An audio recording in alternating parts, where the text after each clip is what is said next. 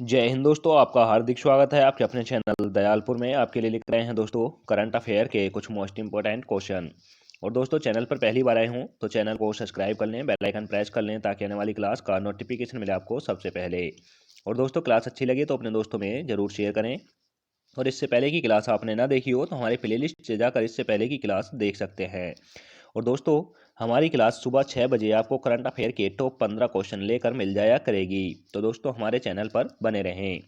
चलते हैं दोस्तों आज की क्लास के पहले प्रश्न की ओर। जैसे कि आज की क्लास का पहला प्रश्न होगा, तो दोस्तों आज की क्लास का पहला प्रश्न है, हाल ही में पंडित भीमसेन जोशी की 100वीं जयंती कब मनाई गई है।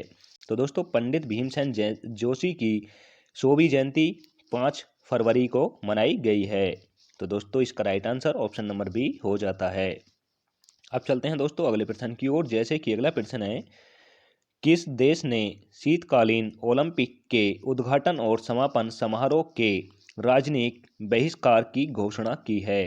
तो दोस्तों किस देश ने शीतकालीन ओलंपिक ओलंपिक के उद्घाटन और समापन के राजनयिक बहिष्कार की घोषणा की है। तो दोस्तों यह की है अपने देश भारत ने।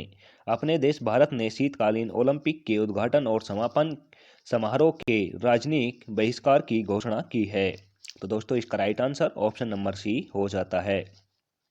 और दोस्तों शीतकालीन ओलंपिक यह बीजिंग में होने जा रहे हैं, यानी दोस्तों चीन की राजधानी बीजिंग में होंगे, इसलिए भारत ने इसका बहिष्कार किया है। अब चलते हैं दोस्तों अगले प्रश्न की ओर। जैसे कि अगला प्रश्न है, हाल ही में कहाँ सुजुकी इनोवेशन सेंटर की स्थापना की जाएगी। तो दोस्तों कहाँ पर सुजुकी इनोवेशन सेंटर की स्थापना की जाएगी। तो दोस्तों यह की जाएगी आईआईटी हैदराबाद। यह आईआईटी हैदराबाद में की जाएगी। सुजुकी इनोवेशन सेंटर की स्थापना आईआईटी हैदराबाद में की जाएगी। तो दोस्तों इसका right answer option number B हो जाता है। अब चलते हैं दोस्तों अगले प्रश्न की ओर। जैसे कि अगला प्रश्न है, पद्मश्री पुरस्कार प्राप्तकर्ता श्री इब्राहिम सुतारी का निधन हो गया है, वे कौन थे। तो दोस्तों पद्मश्री से नवाजे गए श्री इब्राहिम सुतारी का निधन हुआ है और यह एक धार्मिक वक्ता थे। यह धर्म के लिए एक वक्ता थे और इनका हाल ही में निधन हो गया है और यह एक पद्मश्री से नवाजे गए थे। तो दोस्तों इसका right answer option number C हो जाता है। अब चलते हैं दोस्तों अगले प्रश्न की ओर। जैसे कि अगला प्रश्न है, हाल ही में रमेश देव का निधन हुआ है, वे कौन थे। तो दोस्तों रमेश देव का निधन हुआ है, वे कौन थे। यह एक दोस्तों अभिनेता थे और इनका हाल ही में निधन हो गया है। रमेश देव एक अभिनेता थे और इनका निधन हुआ है दोस्तों। तो इसका राइट आंसर हो जाता है ऑप्शन नंबर बी। और दोस्तों यह क्वेश्चन भी इंपॉर्टेंट हो जाता है, इसे आप स्टार लगाकर नोट करें, यह आपको काफ़ी एग्जामों में मदद करेगा। अब चलते हैं दोस्तों अगले प्रश्न की ओर। जैसे कि अगला प्रश्न है, हाल ही में इंडिगो के नए प्रबंध निदेशक कौन बने हैं। तो दोस्तों इंडिगो के नए प्रबंध निदेशक कौन बने हैं। तो दोस्तों यह बने हैं राहुल भाटिया। राहुल भाटिया इंडिगो के नए प्रबंध निदेशक बने हैं। तो दोस्तों इसका right answer option number A हो जाता है। इंडिगो दोस्तों एक कार कंपनी है और इनके नए प्रबंध निदेशक राहुल भाटिया को नियुक्त किया गया है। तो दोस्तों इसका right answer option number A है और दोस्तों इसे आप स्टार लगाकर नोट करें, यह आपको काफ़ी एग्जामों में मदद करेगा। अब चलते हैं दोस्तों अगले प्रश्न की ओर। जैसे कि अगला प्रश्न है, किस बैंक को भारतीय उद्योग परिसंघ पुरस्कार से सम्मानित किया गया है। तो दोस्तों भारतीय उद्योग परिसंघ से पुरस्कार से किस बैंक को सम्मानित किया गया है। तो दोस्तों यह किया गया है कर्नाटक बैंक को। कर्नाटक बैंक को भारत उद्योग परिसंघ पुरस्कार से सम्मानित किया गया है। तो दोस्तों इसका right answer option number C हो जाता है। और दोस्तों क्वेश्चन वेरी इंपॉर्टेंट हो जाता है, इसे आप स्टार लगाकर नोट करें। इंडिया में जितने भी बैंक हैं उनमें से टॉप पर लाकर भारतीय उद्योग परिसंघ पुरस्कार से कर्नाटक बैंक को नवाजा गया है। तो दोस्तों इसका right answer option number C है। अब चलते हैं दोस्तों अगले प्रश्न की ओर। जैसे कि अगला प्रश्न है, वित्त मंत्रालय के व्यय विभाग के लेखा महानियंत्रक का अतिरिक्त भार किसने मिला है। तो दोस्तों वित्त मंत्रालय के व्यय विभाग के लेखक महानियंत्रक का अतिरिक्त प्रभार किसने संभाला है। तो दोस्तों ये संभाला है सोनाली सिंह ने। सोनाली सिंह ने संभाला है। तो दोस्तों इसका right answer option number B हो जाता है। अब चलते हैं दोस्तों अगले प्रश्न की ओर। जैसे कि अगला प्रश्न है, हाल ही में गोल्डन बॉय नीरज चोपड़ा नामक पुस्तक किसने लिखी है? तो दोस्तों गोल्डन बॉय नीरज चोपड़ा नामक पुस्तक किसने लिखी है? तो दोस्तों यह लिखी है नवदीप सिंह गिल ने। यह नवदीप सिंह गिल ने लिखी है। गोल्डन बॉय नीरज चोपड़ा, नवदीप सिंह ने यह पुस्तक लिखी है। तो दोस्तों इसका right answer option number A हो जाएगा। और दोस्तों यह गोल्डन बॉय जो नीरज चोपड़ा ओलंपिक में स्वर्ण पदक जीता था उनके लिए लिखी गई है। तो दोस्तों इसे लिखा है नवदीप सिंह गिल ने। तो दोस्तों यह इंपॉर्टेंट हो जाता है, इसे आप स्टार लगाकर नोट करें। यह आपको क्वेश्चन काफ़ी एग्जामों में मदद करेगा। अब चलते हैं दोस्तों अगले प्रश्न की ओर। जैसे कि अगला प्रश्न है, भारत और किस देश की सीमा पर नए बॉर्डर हट की आधारशिला रखी गई है? तो दोस्तों भारत और किस देश की सीमा के बीच नए बॉर्डर हट की आधारशिला रखी गई है? तो दोस्तों यह लिखी गई है भारत और बांग्लादेश के बीच। भारत और बांग्लादेश के बीच जो बॉर्डर है उसकी नए बॉर्डर हट की आधारशिला रखी गई है। तो दोस्तों इसका right answer option number B हो जाता है।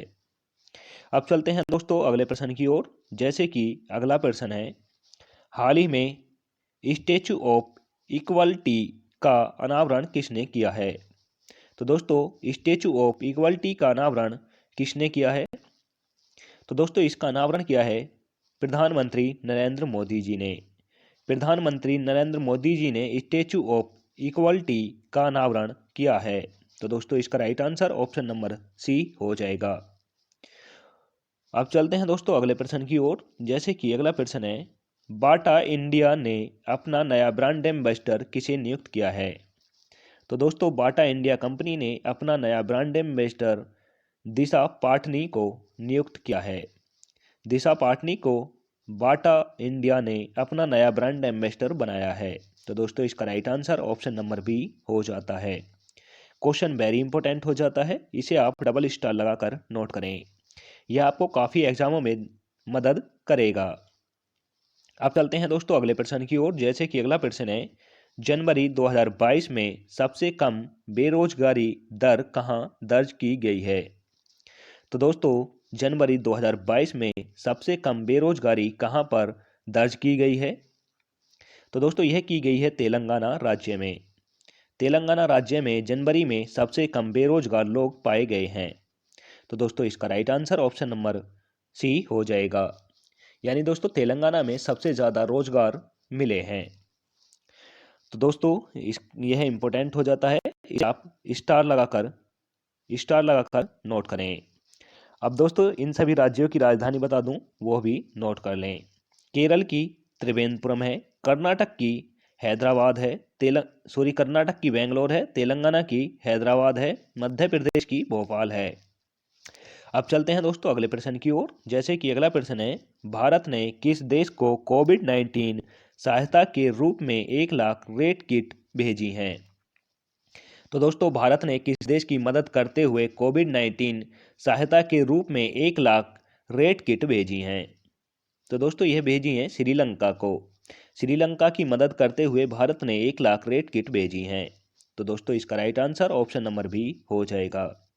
और दोस्तों क्वेश्चन वेरी इंपॉर्टेंट हो जाएगा, इसे भी आप स्टार लगाकर नोट करें। यह आपको काफ़ी एग्जामों में मदद करेगा। अब चलते हैं दोस्तों अगले प्रश्न की ओर। जैसे कि अगला प्रश्न है और आज की क्लास का लास्ट क्वेश्चन है, और इसके बाद आपको टेस्ट वाले क्वेश्चन कराए जाएंगे। तो दोस्तों आज की क्लास का लास्ट क्वेश्चन है, एनसीईआरटी का नया निर्देशक किसे नियुक्त किया गया है? तो दोस्तों एनसीईआरटी का नया निदेशक किसे नियुक्त किया गया है? तो दोस्तों यह किया गया है दिनेश प्रसाद सालाकी ने किया गया है। तो दोस्तों इसका right answer option number C हो जाएगा। और क्वेश्चन इंपॉर्टेंट है, इसे भी आप स्टार लगाकर नोट करें। अब चलते हैं दोस्तों टेस्ट वाले क्वेश्चन की ओर। जैसे कि टेस्ट वाला क्वेश्चन है, हाल ही में भारतीय तटरक्षक बल स्थापना दिवस कब मनाया गया है? तो दोस्तों भारतीय तटरक्षक बल स्थापना दिवस कब मनाया गया है? तो दोस्तों यह आपने काफ़ी लोगों ने कमेंट करके इसका आंसर बताया था। तो दोस्तों यह क्वेश्चन है, इसका राइट आंसर था ऑप्शन नंबर बी, यानी 1 फरवरी। यह 1 फरवरी को मनाया गया था। तो दोस्तों इसका right answer option number B था। अब चलते हैं दोस्तों टेस्ट वाले क्वेश्चन की ओर, जिसका आंसर आपको कमेंट करके देना होगा। तो दोस्तों क्वेश्चन है, हाल ही में विश्व आर्द्र भूमि दिवस कब मनाया गया है? तो दोस्तों विश्व आर्द्र भूमि दिवस कब मनाया गया है, यह आपको कमेंट करके बताना है। तो दोस्तों ऑप्शन नंबर ए में दे रखा है 1 फरवरी, ऑप्शन नंबर बी में दे रखा है दोस्तों 2 फरवरी, ऑप्शन नंबर सी में दे रखा है 4 फरवरी, ऑप्शन नंबर डी में दे रखा है 3 फरवरी। तो दोस्तों आंसर कमेंट करके दें। आज की क्लास दोस्तों यहीं पर समाप्त होती है। आपको क्लास कैसी लगी यह भी कमेंट करके बताएं, और दोस्तों क्लास अच्छी लगी हो तो अपने दोस्तों में जरूर शेयर करें। चैनल पर पहली बार आए हो तो चैनल को सब्सक्राइब कर लें, बेल आइकन प्रेस कर लें, ताकि आने वाली क्लास का नोटिफिकेशन मिले आपको सबसे पहले। मिलते हैं दोस्तों नेक्स्ट क्लास के साथ। जय हिंद, वंदे मातरम।